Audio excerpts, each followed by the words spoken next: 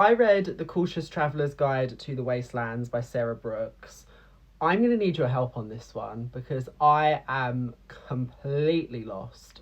It's one of those books where I know I've turned the pages and I know I've read the words, but I could not for the life of you say more than five coherent things about this book. And I know I was there, so how did that happen? I just. As much as I would like to say it is not simply 400 pages of people walking up and down a train, it is in fact 400 pages of people walking up and down a train. Not in like a fun Agatha Christie, like all mysterious characters, because truly, if you told me every single character in this story was the same person, I would believe you. I think some people overestimate their ability to write multiple POVs because everyone in this book sounds like the same character. And it was very strange because I was in a constant state of limbo, but also with the same character. If we're going off like internal monologues, very confusing, very confusing. And I feel bad because when I requested this, it was described as being similar to Piranesi. Again, I'm going to need you to draw up like a compare and contrast table for me on like, let's get the big whiteboard out and actually do the bullet points because you've lost me on that one. I'm not seeing it. I read Piranesi over 2 years ago. Maybe I've forgotten that story. I don't think I have because it's incredible. Like it's a masterpiece. I'm not seeing the comparisons to this one. Like I think that's been lost in translation for me. What I would compare this to, there is a Christopher Priest novel called Inverted World? An Inverted World? It's something like that. And it's about a city that is on train tracks, and the people who run the city are like lying to the people who live in it by saying like, you can't go outside the city, it's dangerous. We're in this constant state of motion on the tracks.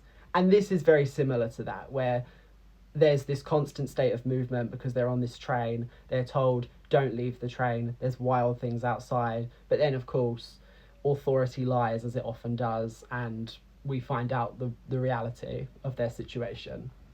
That's what it was giving. Funnily enough, one of the testimonials on here, Samantha Shannon, described it as breathtaking.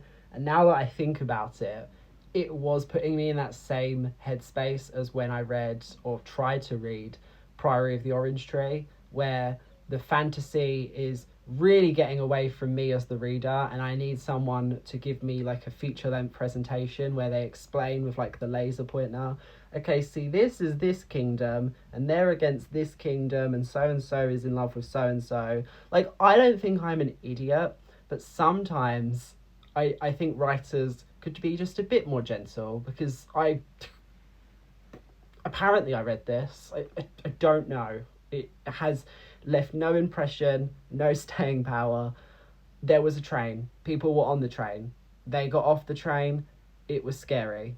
It was Jeff Vandermeer scary. Again, Jeff Vandermeer, the ripples that you have made through some of these writers and their work. The second they get off this train, it's true Lovecraftian, bio-horror.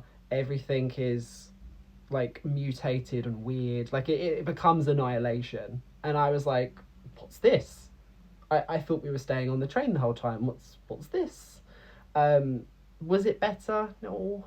I don't think I have much else to say. I feel so bad for dunking on it, but there's really not much I can say about it that's positive.